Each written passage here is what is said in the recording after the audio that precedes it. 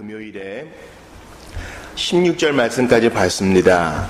그들이 다 복음을 순종하지 아니하였도다. 하나님께서는 복음을 전하는 아름다운 바를 허락하시어 그들이 듣게 하셨건만 그들이 다 순종하지는 않았다 그래요. 그러니까 말 좀 들어라 할 때 물리적으로 소리를 들었느냐 그것만이 아니라 그것을 듣고 지켰느냐, 회개했느냐, 믿었느냐 그것이 아니란 겁니다. 이르되 주여 우리가 전한 것을 누가 믿었나이까. 그래서 우리 지난 금요일에는 복음을 전하면, 하나님 말씀을 전하면 모든 사람이 다 듣는 것이 아니고 반드시 택한 무리가 듣고, 그러니까 떨어지는 법은 없어요. 그러나 100이면 100 들은 사람 모두가 다 모두 반응을 보이는 건 아니라는 거예요. 이건 뭐 당연한 것이고 세상 모든 이치가 그러한데, 특별히 주의 사역에 있어서 이것을 마음에 담고 결코 낙심하는 일이 없어야 되겠다. 그러나 큰 그림, 큰 전제는 하나님 말씀은 반드시 일한다는 것입니다. 반드시 역사한다는 거예요. 바울은 우리가 오늘 읽은 17절에서 14, 15절을 요약합니다. 그러므로 믿음은 들음에서 나며 들음은 그리스도의 말씀으로 말미암았느니라. 14, 15절에서는 이것을 어떻게 길게 풀었습니까? 어떻게 주의 이름을 부를 수 있느냐? 믿어야 되지. 어떻게 믿을 수 있느냐? 들어야 되지. 어떻게 들을 수 있느냐?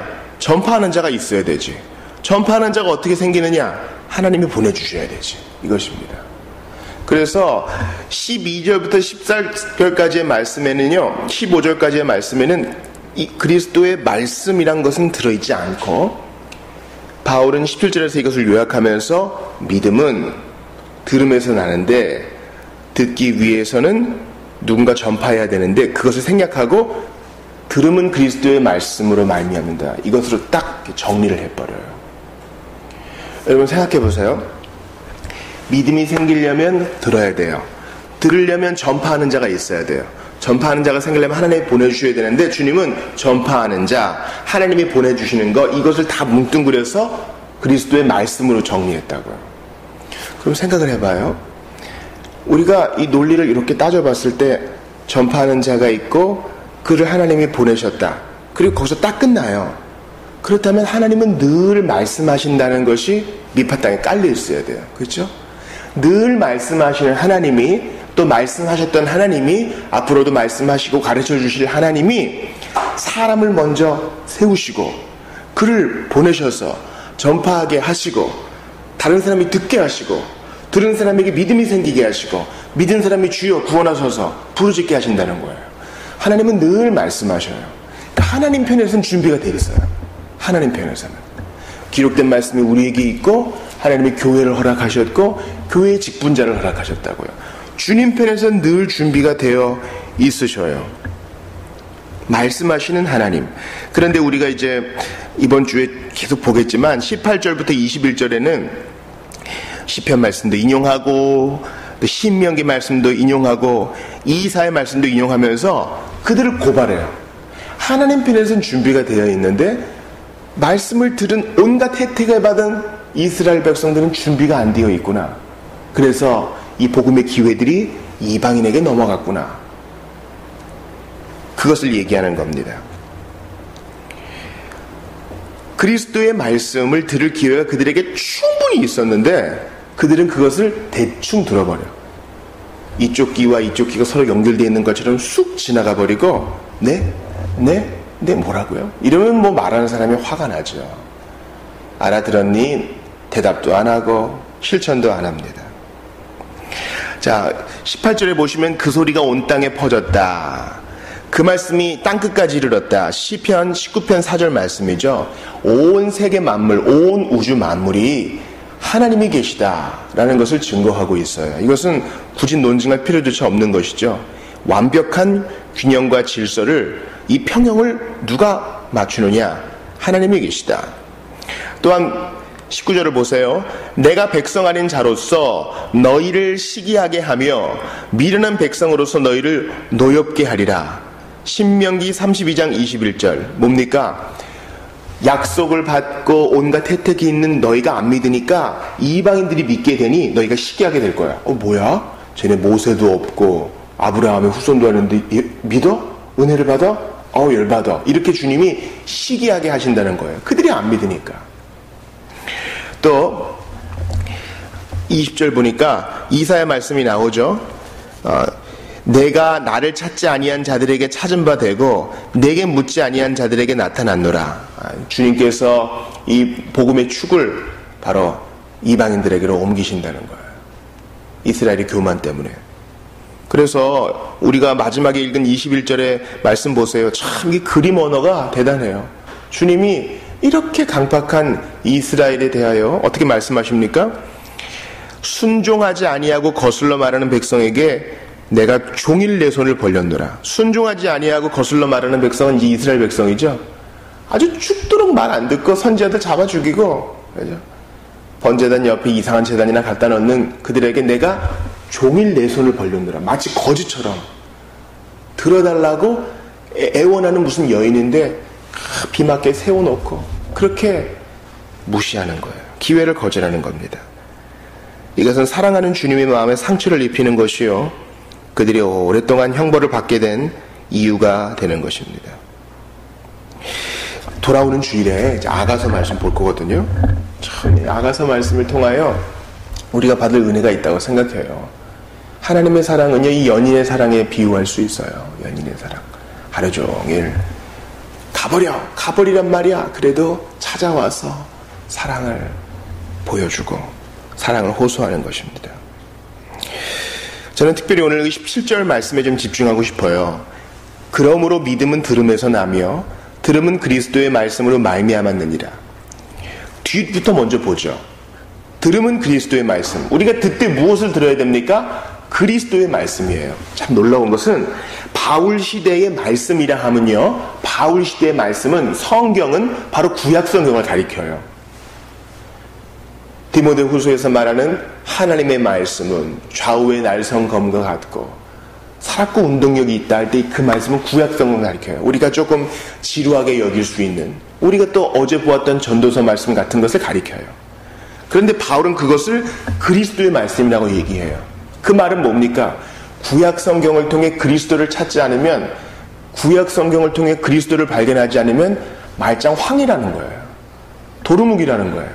이게 도대체 뭐야? 우리가 어제 봤던 거예요. 초상집에 가는 게 잔치집에 가는 것보다 낫고, 그죠? 죽는 날이 태어나는 날보다 낫고, 이게 뭐야?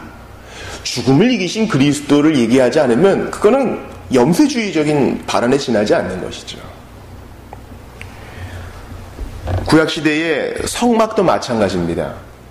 성전은 하나님이 그 식양을 알려주지 않았어요. 어떻게 지어라 얘기하지 않았다고요. 그런데 재료는 어떤 거 준비하고 어떻게 깎고 길이는 4.5m, 이쪽도 4.5m, 이쪽은 직사각형, 이쪽은 정사각형. 주님이 미터까지 정확하게 알려주신 것은 성막밖에 없어요. 이거 뭐야? 요즘 우리 출애굽기 있잖아요. 이게 도대체 뭐야? 성경이 무슨 건축학 설계서야? 이게 무슨 도면이야? 아이고, 한 겹이 반, 두 겹이 반. 이게 뭐야 도대체? 청색, 자색, 홍색실이 왜 이렇게 많이 나와? 쉴과 시간도 아니고. 성막은요, 하늘에 있는 것을 그대로 보여준 모형이잖아요. 그것을 통해 그리스도를 볼 수 있어야 돼요. 성막에 들어가는 기구들이 총 7가지거든요. 그 7은 그리스도의 사역의 완전성을 알려주는 겁니다. 번제는 그리스도의 완전한 사역을 말하죠. 완전히 다 태우잖아요. 그리스도의 온전한 희생 사역이에요. 그러나 그 혜택을 볼 수 있는 사람은 그 다음에 있는 물두멍에 손을 씻은 사람, 회개한 사람만 그 번제단의 효력을 받을 수 있는 것입니다. 문은 동쪽에 난 하나밖에 없죠. 하나님의 임재를 누릴 수 있는 것은 유일한 문 대신 예수 그리스도를 통하는 것밖에 없어요.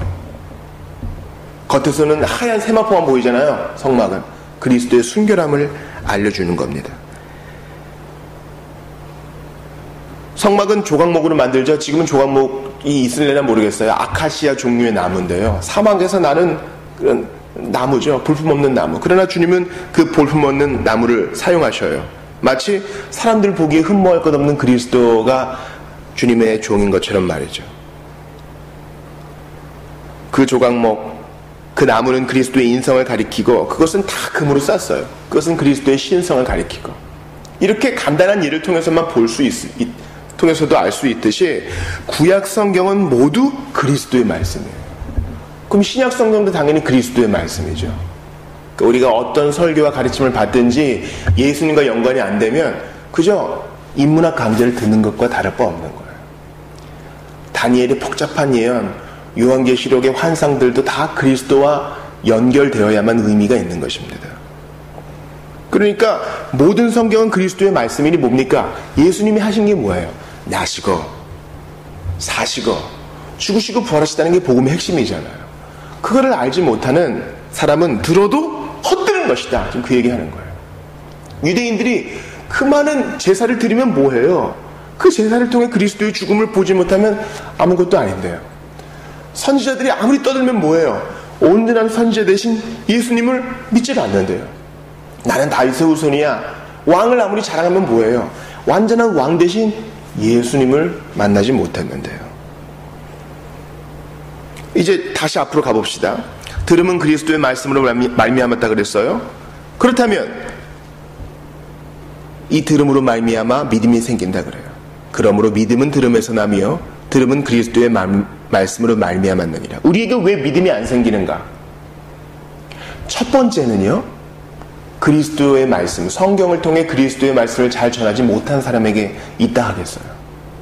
믿으란 말이야. 믿어. 왜 그걸 못 믿니? 이 바보야. 그렇게 얘기하면 안 돼요. 먼저 믿음의 내용, 그리스도를 알려줘야 돼요. 내가 얼마나 죄인이고 나 같은 죄인을 위해 예수님이 죽으시고 부활했는지를 알려주고 믿음을 촉구해야지 그냥 믿으라고 억지로 우겨넣으면 안 됩니다. 그리고 그것을 잘 들을 것을 요구해야 돼요. 똑바로 주의해서 들을 것을 요구해야 돼요. 그저 문자만 듣지 말고 그게 지금 나에게 하는 말씀이라는 것을 알아야 돼요. 우리가 어제 받은 전도서 말씀도 마찬가지예요. 죽음은 생각하지도 않은 채 쾌락만 먹고 마시는 자여 너의 죽음의 날이 곧 올 것이다. 그때 너 준비가 되었느냐? 나에게 호소해야 됩니다. 그러므로 우리는 듣되 믿고자 하는 마음으로 들어야 되고 듣되 그리스도의 말씀을 듣는 것처럼 들어야 하는 것입니다. 아직까지 믿음을 갖지 못한 이들에게 권합니다. 들으십시오. 듣되 주의해서 들으십시오. 나에 관한 말인 줄 알고 나의 생명이 나의 생사가 달린 것인 줄 알고 주의해서 듣고 마음을 찢으십시오. 신자들에게 권합니다. 하나님 말씀을 사랑하세요. 구약 성경을 읽으시고 시편을 묵상하세요. 우리 예수님께서 떠나시기 전에 요한복음 7장에서 뭐라 그러셨어요? 저희를 진리로 거룩하게 하옵소서. 진리로? 아버지의 말씀은 진리니이다. 그리스도의 말씀은 성경이요, 성경은 또한 아버지의 말씀이고 우리를 거룩하게 하는 진리예요. 신자가 되어서 우리가 좀 나아지지 않는 아주 대부분의 원인은 성경을 보지 않기 때문입니다. 성경은 우리나라를 살렸고 인도의 호전적인 부족도 살렸습니다. 한때는 사람을 죽이고 머리를 베어서 자기 집 앞에 걸어놓기로 유명했던 인도의 호전적인 부족은 한 웨일즈 선교사가 요한복음을 번역해서 갖다 주자 부족 전체가 바뀌어가지고 오히려 성경을 전하는 부족이 되었습니다. 사랑하는 여러분, 믿음은 들음에서 납니다. 어떻게 듣고 있는지, 내게 믿음 없음만 부끄러워하지 말고 내가 어떻게 듣고 있는지 생각합시다. 어제 설교 들은 거 오늘 한번 리마인드 해보자고요. 아, 어제 그게 뭐였구나. 이번 한 주는 어떻게 살아야 되겠구나. 또한 그리스도의 교회에 가르치는 자들을 위해 기도합시다. 그들이 자기 얘기, 헛된 얘기, 세상 얘기, 재밌는 얘기가 아니라 예수님, 그리스도의 복음, 그리스도의 말씀을 성경에서 뽑아서 전할 수 있도록 자극적인 거 다 뒤로 하고 예수님만 자랑할 수 있도록 기도해 주시기를 바랍니다. 우리 이 시간 같이 기도합시다. 여러분, 성경의 모든 페이지에서 그리스도의 보혈을 발견할 수 있어야 돼요. 그게 바로 우리가 들어야 될 주제입니다. 그리고 그것을 자세히 주의해서 들어야 나의 믿음이 생기는 것입니다. 하나님, 믿음의 내용, 그리스도를 붙들게 하시고 믿음의 태도, 믿고 의지하는 태도를 우리에게 주시옵소서. 그래서 자비교회를 통해서 새롭게 믿게 되고 신앙을 가진 자가 생겨나게 도와주시고 자비교회를 통해서 정말 이전에 미적지근한 신앙생활이 뜨거운 말씀 중심의 신앙생활 될 수 있도록 도와주시옵소서. 기도하시고 또 개인 기도하시다가 돌아가시기 바랍니다. 함께 기도.